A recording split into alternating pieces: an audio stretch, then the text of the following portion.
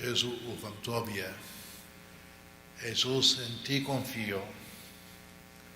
Jésus moi fais confiance netali. Jesus, I trust in you. In the year 2000, Pope John Paul II canonized the first saint of this new millennium, Saint Faustina Kowalska, the apostle of the Divine Mercy devotion. The canonization took place, as you know, on the second Sunday of Easter.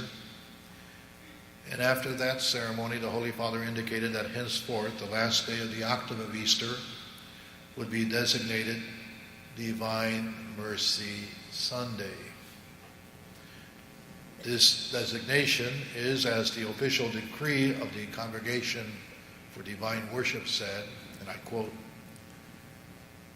a perennial invitation to the Christian world to face, with confidence in the divine benevolence, the difficulties and trials that mankind will experience in the years to come.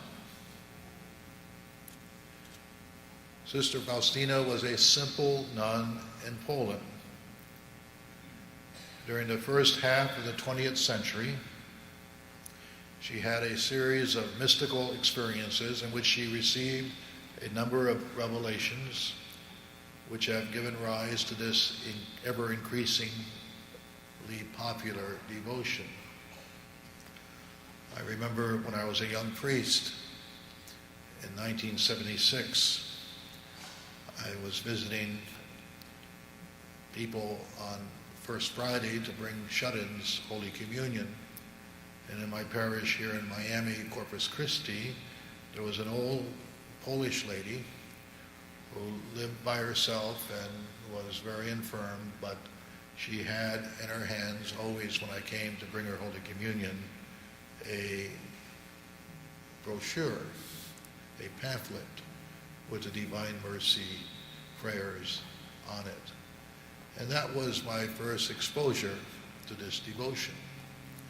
And of course, in 1976, the devotion was still a bit under a cloud because it had yet to receive the official approbation of the Holy See.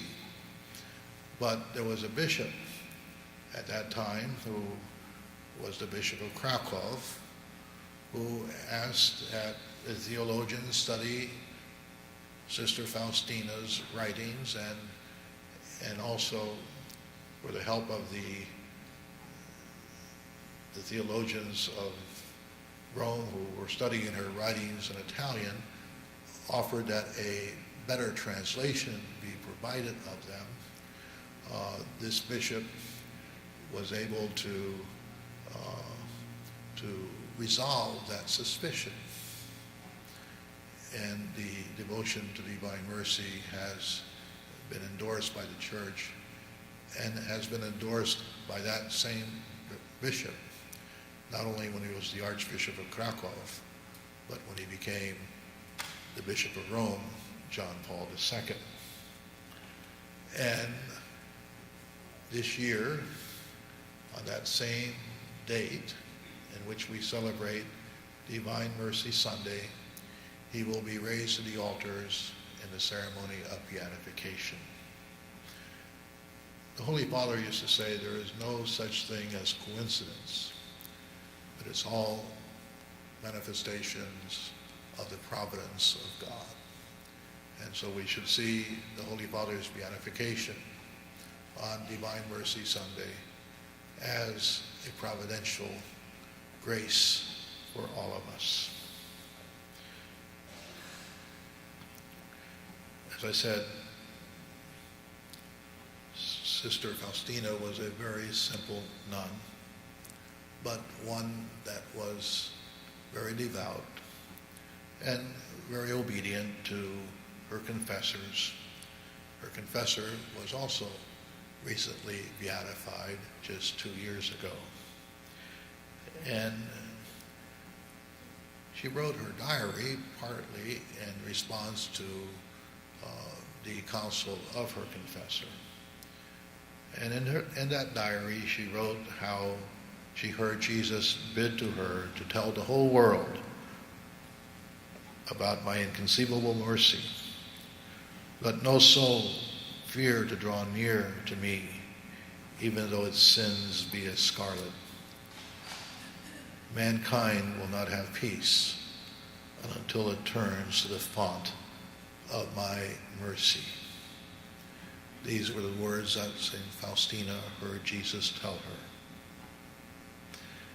On Divine Mercy Sunday, the octave of Easter, the readings chosen for that day are perfectly suited to the feast of the Divine Mercy.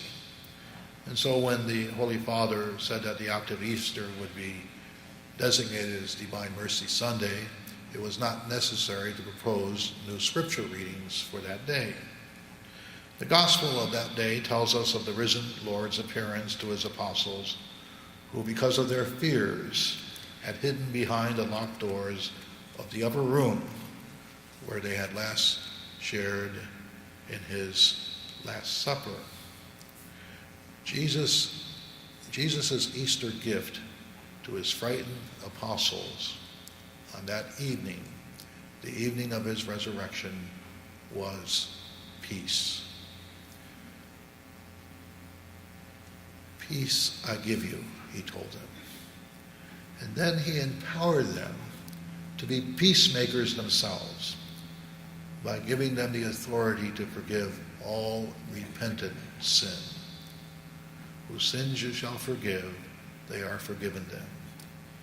Jesus showed his power over sin and death not only when on Easter Sunday he rose from the tomb, he also shows his power by raising us up from the death of sin through the sacrament of penance. And this sacrament of penance we could call the tribunal of his divine mercy. The Feast of Divine Mercy and the popular devotion of the chaplet associated with it helps us to delve more deeply into the paschal mystery of the Lord's death and resurrection, and it highlights the primacy of grace in the history of our salvation. Salvation is not something that we earn. It is entirely a gift given because of God's unfathomable love. As the image of the Divine Mercy, painted according to St. Faustina's instructions, reminds us, God's mercy is more than just an abstract idea. God's mercy has a name. God's mercy has a face. La misericordia de Dios es más allá de una idea abstracta. La misericordia de Dios tiene un nombre. La misericordia de Dios tiene un rostro. Y el nombre y el rostro es de Jesucristo, quien nos amó hasta el último. The name and face of God's mercy is that of Jesus Christ, who loved us to the end. Even in its resurrected state, the Son of God's human body still bears the scars of his passion and death. And those scars, the holes in his hands and feet and in his side, witness to the breadth and depth of Jesus' love for each one of us. No sin, no offense, no act of depravity is beyond the power of his love, his mercy. Jezu, ufam Tobie. En ti, Jesús, confío. Et Jésus, moi fais confiance netale. Jesus, I trust in you. With that trust, we seek that mercy in the sacrament of penance, Jesus' Easter gift to his church. His mercy restores us to life, freeing us from the tomb of our self-pity and self-hatred. He frees us from our resentments and our grudges. For the sake of his sorrowful passion, have mercy on us and on the whole world.